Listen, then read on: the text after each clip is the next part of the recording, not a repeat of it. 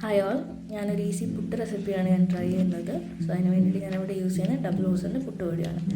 ഞാനൊരു 3/4 കപ്പ് പൊടിയാണ് ഇവിടെ എടുത്തിരിക്കുന്നത്. നിങ്ങൾക്ക് ആവശ്യം എത്രയാണെന്ന് വെച്ചാൽ അതിനനുസരിച്ചിട്ട് നിങ്ങൾക്ക് ക്വാണ്ടിറ്റി മാറ്റാവുന്നതാണ്. സോ ഒരു കാര്യം നമ്മൾ ശ്രദ്ധിക്കേണ്ടത് എന്താണെന്ന് വെച്ച് കഴിഞ്ഞാൽ നമ്മൾ എത്ര പൊടി എടുക്കുന്നോ അത്രയും സെയിം ക്വാണ്ടിറ്റിയിൽ തന്നെ നമ്മൾ വെള്ളം കൂടെ യൂസ് ചെയ്യണം. സോ 3/4 കപ്പ് പൊടിയിലേക്ക് നമുക്ക് ആവശ്യത്തിനുള്ള സോൾട്ട് ആഡ് ചെയ്ത് കൊടുക്കാം. ആൻഡ് സെയിം ക്വാണ്ടിറ്റിയിൽ തന്നെ 3/4 കപ്പ് വെള്ളം കൂടെ ആഡ് ചെയ്ത് കൊടുക്കാം. എന്നിട്ട് ഇത് നല്ലപോലെ മിക്സ് ചെയ്തെടുക്കണം.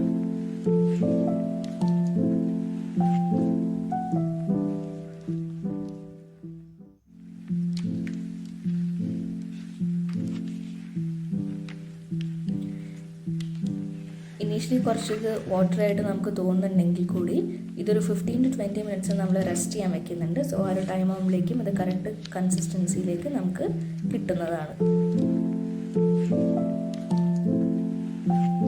സോ നമ്മൾ നല്ലോണം മിക്സ് ചെയ്തിട്ടുണ്ട്. കുറച്ച് നേരം നമുക്ക് അടച്ചു വയ്ക്കാം.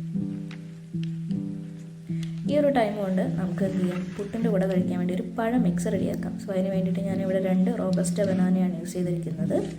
അത് ഇതുപോലെ നമുക്ക് എന്ത് ചെയ്യാം, ചെറിയ ചെറിയ പീസസ് ആയിട്ട് കട്ട് ചെയ്തെടുക്കാം.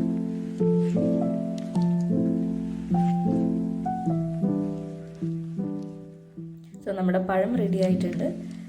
ഈ പഴത്തിലേക്ക് നമ്മൾ ആഡ് ചെയ്ത് കൊടുക്കുന്നത് കുറച്ച് ഗീ ആൻഡ് കുറച്ച് പഞ്ചസാര.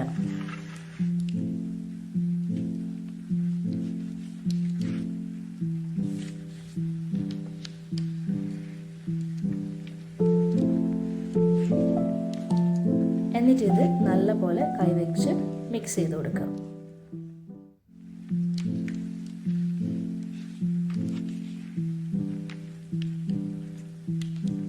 സോ നമ്മുടെ പഴ മിക്സ് റെഡി ആയിട്ടുണ്ട്.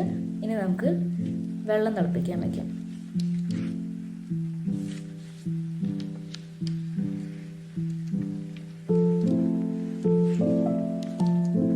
സോ നമ്മുടെ പുട്ടുപൊടി കറക്റ്റ് കൺസിസ്റ്റൻസിയിൽ വന്നിട്ടുണ്ട്. ഇനി നമുക്കത് കുറച്ച് കുറച്ചായിട്ട് കുറ്റിയിലേക്ക് ഫില്ല് ചെയ്ത് കൊടുക്കാം.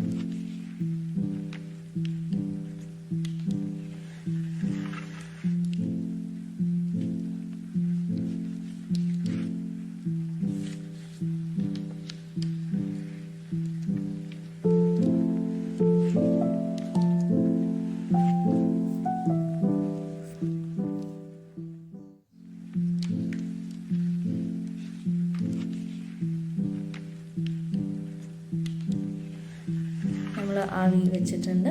ഒരു 3 to 5 മിനിറ്റ്സ് നമുക്ക് വെയിറ്റ് ചെയ്യാം നല്ലപോലെ വെന്ത് വരാൻ വേണ്ടിയിട്ട്.